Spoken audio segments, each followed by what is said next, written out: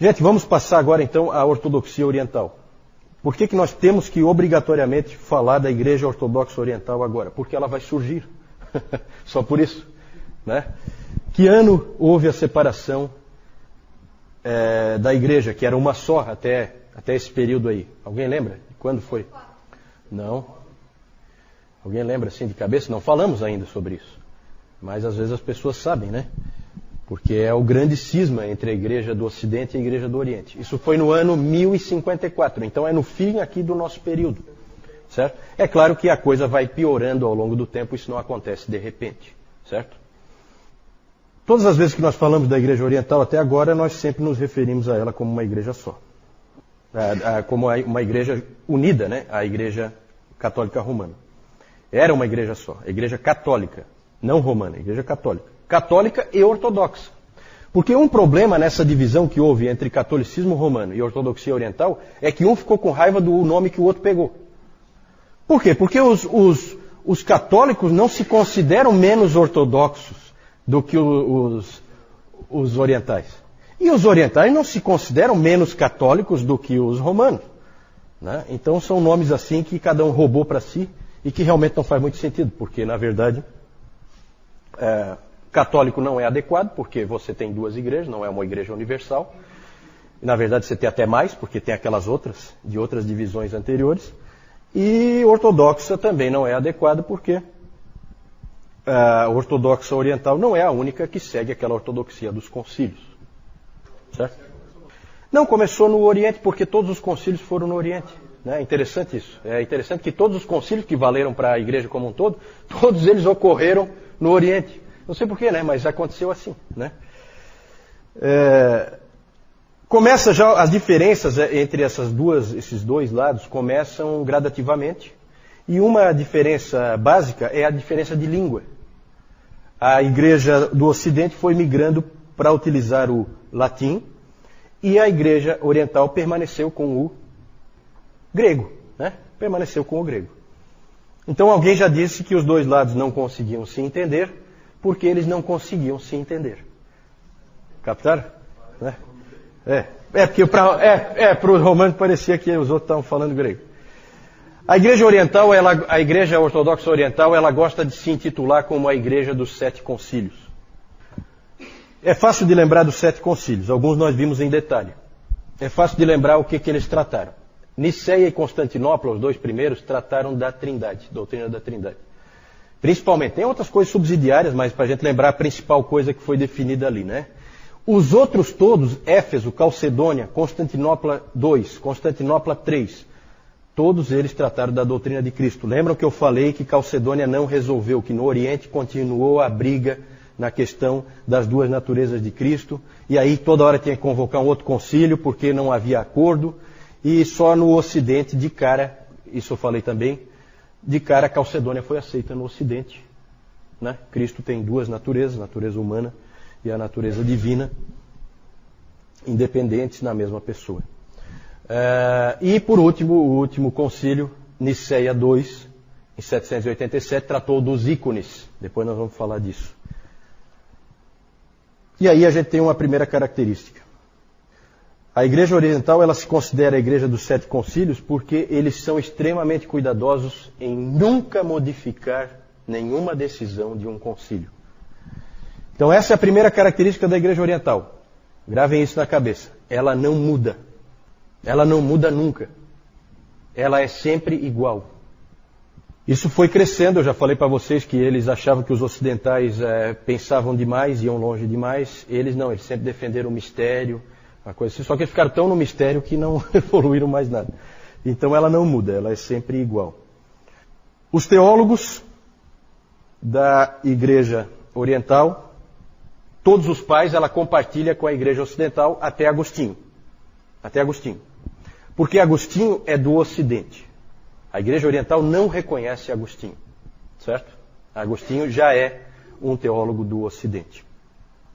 E ela, depois dos pais, ela teve os seus próprios teólogos, que foram influentes. Alguns são, eu vou citar alguns nomes aí, João Climacus, esse escreveu A Escada da Ascensão Divina, então é um indivíduo importante para os místicos.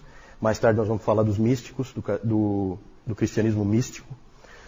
Maximus, o confessor, também foi um nome importante. Mas o mais importante é esse que eu estou mostrando aí, que é o João Damasceno.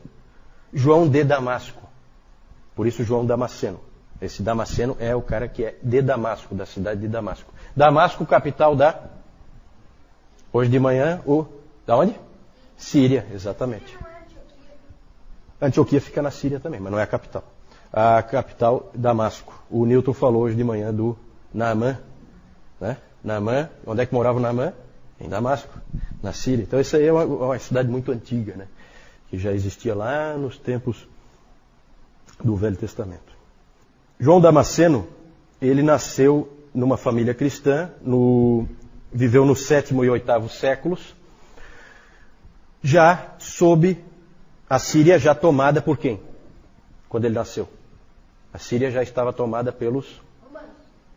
O que vocês acham? Século VII ele nasceu, né? Final do século VII. Muçulmanos, exatamente, muçulmanos. Muçulmanos já tinham tomado, então ele nasceu, ele era cristão, ele era de uma família cristã, nasceu numa família cristã, mas num país muçulmano. E ele trabalhava no governo de Damasco, interessante. Só que ele foi corajoso o suficiente para escrever um livro contra o Islã. Vai ter coragem assim no outro lado. E ele chamava o Islã de a heresia ismaelita. Porque realmente quando você estuda um pouquinho mais a fundo o islamismo, você vê que ali tem elementos tremendamente fortes de judaísmo e de cristianismo. É uma mistura, uma salada, né? Vários dos profetas ali são profetas, são personagens do... Né? Ibrahim, quem é Ibrahim? Abraão, né? O próprio Jesus, Issa, né? É também um profeta deles lá. Então eles têm esses personagens aí que se sobrepõem aí ao judaísmo e ao cristianismo. Ele escreveu o livro mais importante desse cara, do João Damasceno, foi A Fé Ortodoxa. Esse livro é fundamental porque ele é a teologia sistemática da Igreja Ortodoxa Oriental. A fé ortodoxa. A fé ortodoxa. Na verdade, é a única teologia sistemática. Certo? Ele também escrevia hinos, esse João Damasceno. Ele é importante para definir qual é o pensamento ortodoxo. Eu quero fazer um comparativo rápido, porque evidentemente nós temos um foco aqui na divisão que houve, que vai acontecer no final desse período. E aí eu quero mostrar para vocês as ênfases, porque ali também há um ponto de discórdia, as ênfases de cada igreja. No Ocidente, a ênfase sempre foi e é até hoje, e nisso aí nós não temos muita distância do catolicismo romano. Nós, como protestantes, mostramos que somos sim ocidentais, porque as ênfases nossas são exatamente as mesmas do catolicismo romano. Pecado, graça, justificação e salvação. Só que a gente, evidentemente, trata isso tudo de uma maneira diferente, né? Muito mais bíblica, muito mais atrelada à palavra de Deus, do que o catolicismo romano. Mas a ênfase oriental é completamente diferente. Os orientais, eles enfatizam outras coisas. O apofaticismo, vou falar daqui a pouco, a tradição, a teoses, também vou falar em detalhe, e os ícones. Nos 7 concílios nós vimos ali que o último concílio teve como tema os ícones, certo? Nós vamos tratar isso com um pouquinho de detalhe daqui a pouquinho. Apofaticismo. Apofaticismo é a teologia negativa. Lembra que eu falei já do Dionísio, o pseudo-areopagita? Ele trabalhava essa teologia negativa. Então eles têm essa ênfase em que a gente não pode conhecer a Deus, em que nós estamos no escuro, em que há mistérios, tudo é nebuloso, certo? Isso é uma ênfase deles. Por causa disso, e porque a igreja deles nunca muda, então não há diversidade. E o Ocidente, vocês eu acho que conseguiram perceber, só pelo que eu mostrei ali do Radberto e do Ratramno, tendo uma controvérsia dentro do mesmo monastério. Uma controvérsia séria que a igreja vai ter que resolver. E o Gottschalk, por exemplo, vindo trazer Agostinho de volta, e a igreja dando... Né? Então há uma diversidade gigantesca na igreja ocidental. Sempre há teologias lutando. Né? E na oriental não, porque tudo é nebuloso, nós não podemos saber, certo? E aí então tudo fica como sempre foi. É bem diferente. Então, teologia negativa.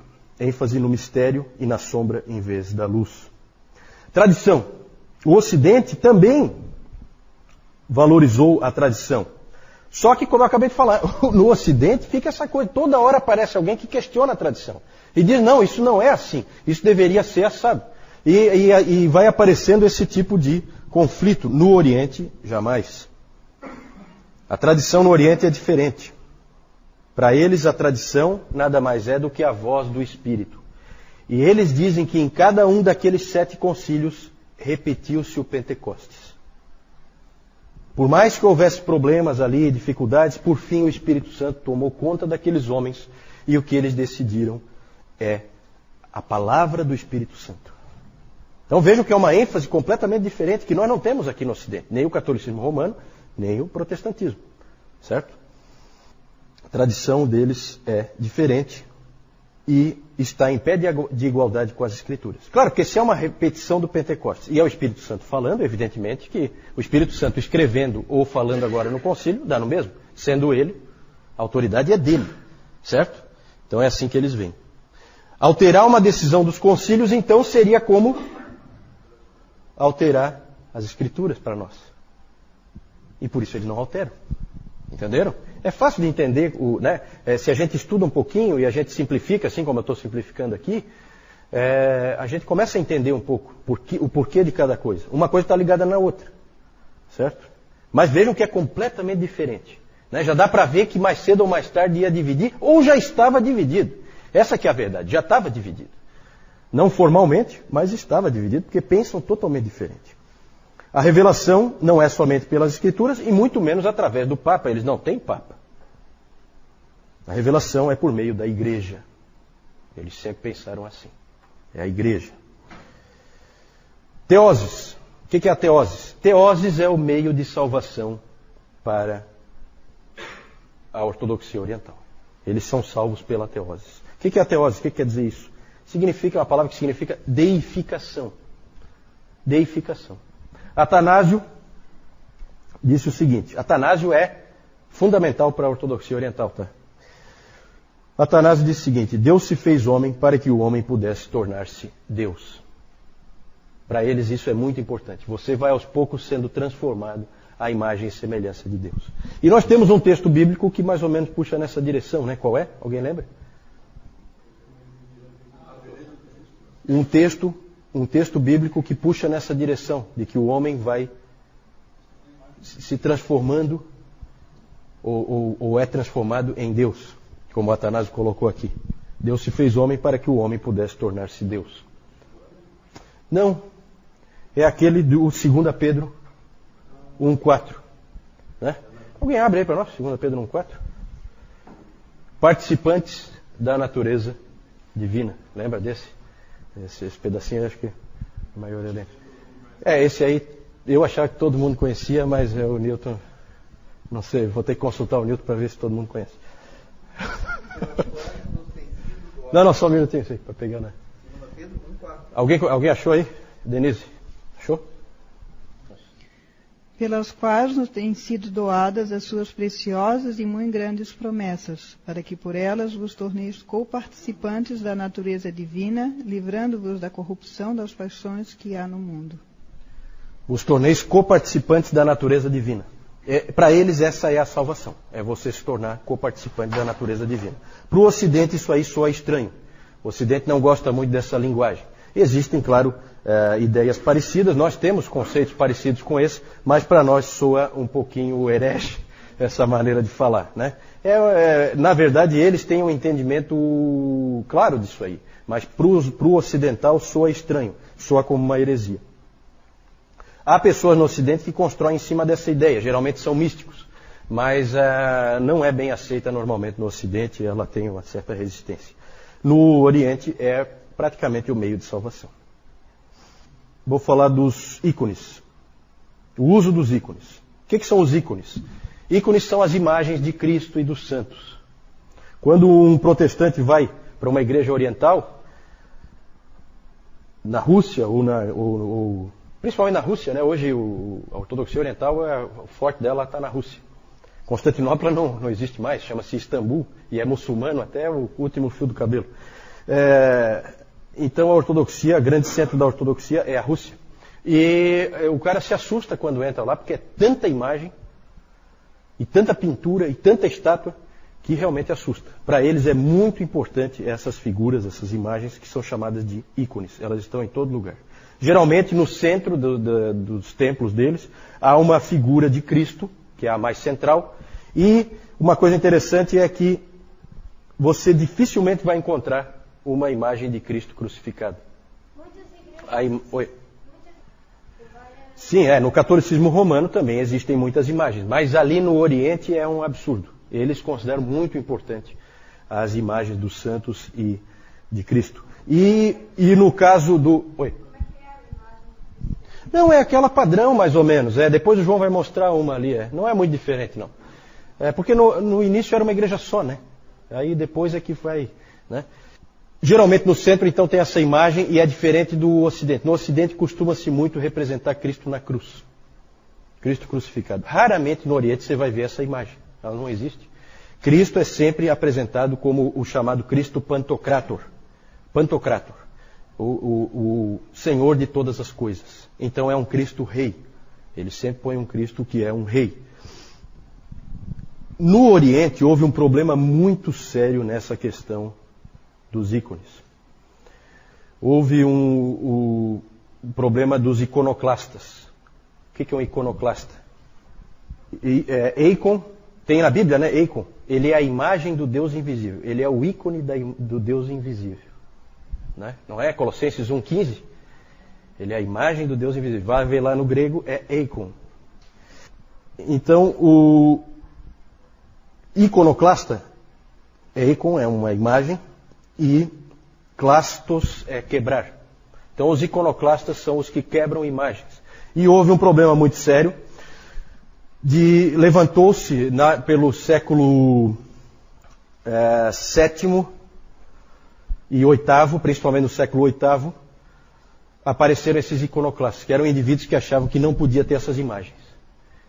E aí apareceram imperadores que eram iconoclastas. E o principal deles é Leão III, que era um imperador bizantino, o Isuriano. Ele, em 730, mais ou menos ali por 730, ele então mandou quebrar e destruir todas as imagens que havia. Na Europa Oriental? Na Oriental, na Igreja Oriental. Por que isso? Os historiadores estudam isso e eles dizem que os imperadores temiam o poder dos mosteiros. Os mosteiros eram muito poderosos. E eram eles que incentivavam a veneração das imagens, eram eles que faziam as imagens, eram eles que pintavam as figuras, então eles tinham tudo na mão. E aquilo dava poder para eles.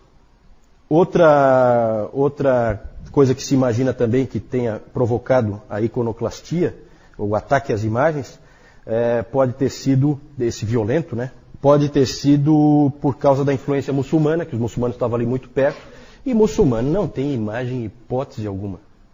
Então os muçulmanos achavam aquilo ali, um povo, na verdade, um povo pagão, que tinha templos cheios de imagens, era assim que o muçulmano via o cristão. E aquilo ali era um mau testemunho, né, diante dos muçulmanos, e provavelmente também muitos encaravam aquilo como errado por mero erro teológico, porque a Bíblia não condena isso aí, né? Então houve esse problema dos iconoclastas. Esse problema levou à convocação daquele concílio, o Sétimo Concílio, em 787, para resolver essa questão, para se decidir, pode ter os ícones ou não. Na verdade, gente, olha, teve muitos abusos aí. Só para citar um exemplo, o que começou a se fazer era se pegava uma imagem aqui no templo, então tem uma estátua ali de um santo qualquer, e se raspava um pouquinho da pintura dentro do cálice, do vinho, que é para energizar. Que ficava muito mais poderoso se tivesse aquela raspinha. Né? Então esse tipo de abuso, esse tipo de coisa, isso aí irritava muita gente. Vocês podem imaginar por quê. Então o clima estava ruim. Isso aí foi tudo no Oriente, tá? Nós tivemos no Ocidente também indivíduos que tentaram acabar com as imagens. O próprio Carlos Magno, ele procurou diminuir a influência das imagens. Ele achava que aquilo ali era uma coisa que não estava bom. Mas é difícil, eles tiveram dificuldade. Depois os protestantes tentaram, né?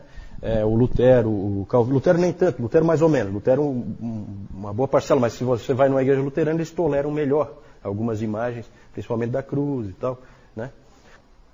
O segundo concílio de Nicéia, então, como nós vimos, ele definiu a validade do uso dos ícones, como válidos, como bons. Ele colocou eles... Aí é aquela coisa, as coisas sempre pioram quando tem uma ação muito forte, ocorre uma reação muito forte.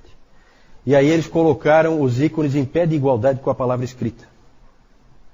Certo? A palavra escrita é a revelação em palavras e a palavra nos ícones, a revelação nos ícones é a revelação em cores. Era assim que eles viam. E aí eles usaram de todo tipo de artimanha e estratégia, como é comum usar sofismas e esse tipo de coisa em teologia. Eles usaram argumentos contra os iconoclastas, dizendo que Jesus Cristo se fez homem e, portanto, é legítimo representá-lo na forma humana, e quem não o representa na forma humana pode ser acusado de docetismo. Docetismo era aquela heresia em que se dizia que Jesus não era verdadeiramente humano. Certo? Então é uma estratégia, né? E o próprio João Damasceno foi importante para a defesa dos ícones. E os ícones ganharam uma importância muito grande. Quase que eles desaparecem, mas não desapareceram, acabaram ganhando força. Porque muitas vezes quando você persegue, você dá força. E foi exatamente o que aconteceu nessa questão dos ícones. São muito importantes na Igreja Oriental. E é claro que depois os teólogos tiveram que fazer uma ginástica para explicar a diferença entre adoração e veneração. Né? Os teólogos orientais tiveram o mesmo problema que o catolicismo romano tem. Como é que eu explico isso aí? E aí fazem todo um arrazoado que não convence ninguém, aí usam termos bonitos. Adoração absoluta, que é só a Deus, e a adoração relativa, que é aos santos. Então, sabe, começa esse tipo de coisinha assim que não... Na verdade, todo esse posicionamento ignorou a Bíblia e ignorou o ensino dos pais. Os pais sempre associaram os ícones ao paganismo. Certo? Então é aquela coisa. A tradição, mas na hora de pôr em prática não põe. Né? É interessante essa observação. Na Escritura o Espírito Santo mandou não fazer, e daí no concílio de Nicéia II ele mandou fazer. Interessante. Vamos falar do problema, os ícones já falei, vamos falar do problema do grande cisma. Na verdade já havia aquela diferença de ênfases, que me parece que é bem forte, e aí começam assim os pequenos problemas. Um problema que sempre houve, desde Nicéia e Constantinopla, os dois primeiros concílios, foi a questão da primazia. Porque em Nicéia e em Constantinopla foi definido o seguinte, que a Igreja de Roma é a igreja mais importante, mas que Constantinopla é a nova Roma, porque o imperador foi para lá. Na verdade, vocês veem que no início todo o pensamento deles é que a importância da igreja tem a ver com a sede do império. Né? Aí depois vem o Leão I, espertalhão, e vem com essa história do Pedro, que não sei o que, Mateus 16, que é bíblico, não sei o que e tal, e se aproveita e acaba jogando lá. Por quê? Porque a sede do império não é mais ali. Agora nós temos que mudar o enredo. Certo? Senão Constantinopla passa a ser a nova igreja principal. E o que se dizia lá em Nicéia no primeiro concílio de Constantinopla, o que eles definiram lá foi que Constantinopla é a nova Roma, portanto tem igualdade com Roma. Roma não gostou nem um pouquinho. Achou essa interpretação totalmente errada. E aí começa o conflito da primazia. Né? Quem, afinal de contas, é o maior? Os concílios sempre diziam, não, pode ser uma questão de honra. Roma pode ter mais honra. Vamos dizer assim, é o mais honrado entre iguais, mas são iguais. Então esse foi um ponto que pegou, já houve um certo desentendimento nesse ponto aí. A gota d'água foi a controvérsia filioque. O que quer dizer filioque? Filioque significa do filho. Filioque, em latim, tá? A controvérsia filioque aconteceu porque o Papa Benedito VIII, ou Bento VIII, né? Agora tem que falar Bento, né? Eu sempre achava que era Benedito, mas aí assumiu esse aí. E na verdade é assim, Benedito é em italiano, né? E Bento, é que nem Giovanni e João, é o mesmo nome, né? É o mesmo nome, só que em línguas diferentes. Então, o Papa Bento VIII, o de agora é o dobro melhor do que aquele lá, né? Mais ou menos. O Bento VIII, ele pegou e alterou o credo niceno, dizendo que o Espírito Santo procede do Pai e do Filho, filioque. O Espírito Santo procede do Pai e do Filho, filioque. O Papa pegou e alterou o credo niceno, que foi produzido aonde? Em Niceia e a parte do o que foi feito depois, eu até comentei isso, que o credo niceno na verdade foi fechado no segundo concílio em Constantinopla. A versão que nós conhecemos hoje é a versão de Constantinopla. Aí pensem no que a gente já aprendeu hoje. O que vocês acham que a Igreja Oriental vai pensar de um Papa que foi lá e alterou o que o Espírito Santo tinha dito nos 2 concílios? Aí complicou. Por isso que a coisa ficou séria.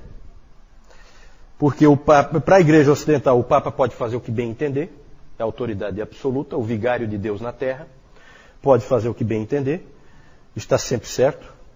E para a Igreja Oriental, isso aí é uma piada.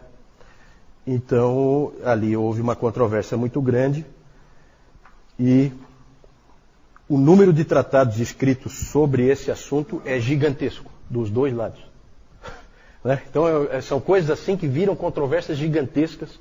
Isso aí, evidentemente, também ajudou a separar. E vocês vejam que nessa controvérsia acabou assim aparecendo a diferença de entendimento dos 2 lados. Acabou aflorando. Vocês mesmo concluíram aí que o Papa tinha feito uma coisa absurda para o Oriente. Certo? Por fim, depois de tudo isso que nós vimos, já deu para perceber que ia ser difícil eles permanecerem juntos.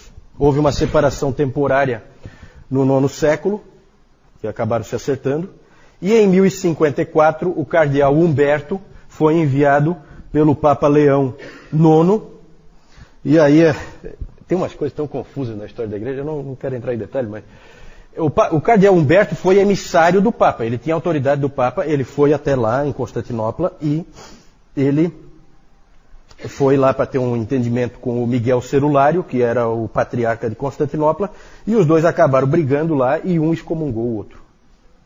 Certo? Aí o cardeal Humberto excomungou o Miguel Cerulário e o Miguel Cerulário excomungou o cardeal Humberto e o Papa. E ali, então, se considera que aquela data é a data em que há a separação. Porque está excomungado, você está fora da igreja, você não tem salvação, você está completamente perdido. O problema é saber quem tem a autoridade para excomungar quem. Então houve uma excomunhão recíproca. Excomungar, a Rebeca perguntou, o que é excomungar?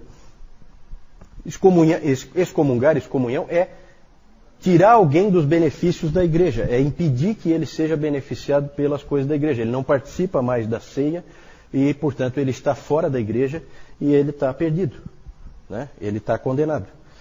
E aí os 2 se excomungaram, então passou a ter 2 igrejas. Eu acho que sim, né?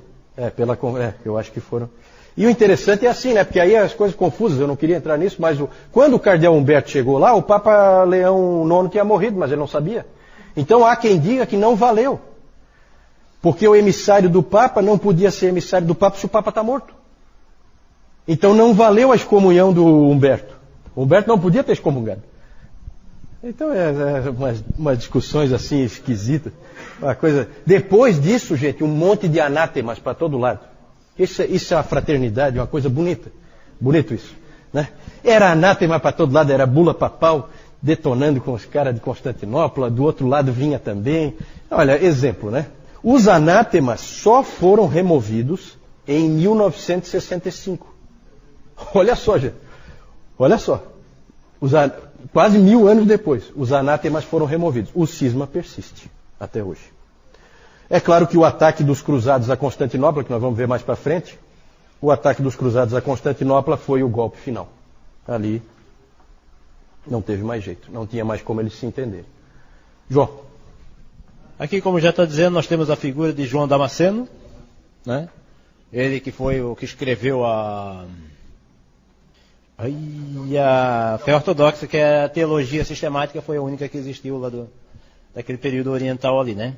E aqui, nós temos aqui aquela figura que, como o Juliano explicou, a ortodoxia oriental não via Cristo pregado na cruz, mas via Cristo assim. Tá? Aqui com a Bíblia. Não. E aqui esse significado aqui da mão aqui, ele tem um significado também todo especial ali que eles dão para isso aí, tá? A pergunta da Jussara é sobre a questão do fato do cristianismo ter nascido no Oriente. O próprio Jesus Cristo e todos os primeiros cristãos eram orientais e que, portanto, haveria, em tese, uma tendência da interpretação oriental estar mais próxima da verdadeira do que a interpretação ocidental. Qual o problema aí? O problema é que fica claro que a interpretação oriental é uma interpretação grega. De grego, os judeus não tinham nada. Na verdade, eles não eram orientais, eles eram judeus. É bem diferente. A Palestina foi destruída. No ano 70, Jerusalém foi varrida do mapa, e no ano 135, Adriano resolveu acabar o serviço, e espalhou os judeus por tudo que é canto. Né? Então os judeus sempre foram isolados, sempre foram um povo isolado, o próprio Antigo Testamento mostra isso. Então esse pensamento oriental é um pensamento grego. Grande pedra de toque, que cidade dá qual é a cidade que dá a maior luz sobre como deve pensar a Igreja Ortodoxa Oriental? Pelo que nós já vimos. Não. Alexandria. Francisco matou lá. Alexandria. Certo? Esse pensamento é pensamento alexandrino. É pensamento egípcio. Certo? Esses caras foram os mais influentes para a ortodoxia oriental. Né? Então a gente não pode cair nisso aí. Na verdade, nós vimos ao longo da nossa história, nós vimos que é histórico. A explicação para eles pensarem assim é histórica. Eles pensam assim por causa de fatores históricos que foram aparecendo. Né? Inclusive decisões de concílios, para onde que a coisa pendeu. Alguns dos seus mestres acabaram levando numa determinada direção. Então é mais por causa disso aí. Por isso que a gente está sempre vendo aquele texto de Isaías 48, seca-se a erva, cai a sua flor, mas a palavra do nosso Deus permanece eternamente. A grande vantagem dos ocidentais é que eles permaneceram mais perto da palavra, especialmente os protestantes, que realmente quiseram voltar à palavra, já que os católicos romanos tinham ido para muito, mas muito longe da palavra de Deus. Né? Então, graças a Deus, porque a palavra de Deus permanece eternamente e é a nossa rocha. Né? E ali a gente vê que não tem nada disso aí. Quando a gente pega a palavra na mão, a gente vê que ela é bem direta, não tem esse mistério todo que eles falam. Não é assim, não é a teologia negativa. Paulo pega e descortina tudo. E abre, e revela, e mostra. Claro, sempre por orientação do Espírito Santo. O Espírito Santo está revelando, ele está abrindo, descortinando. Né? Então, na verdade, aí eles estão indo por um caminho perigoso.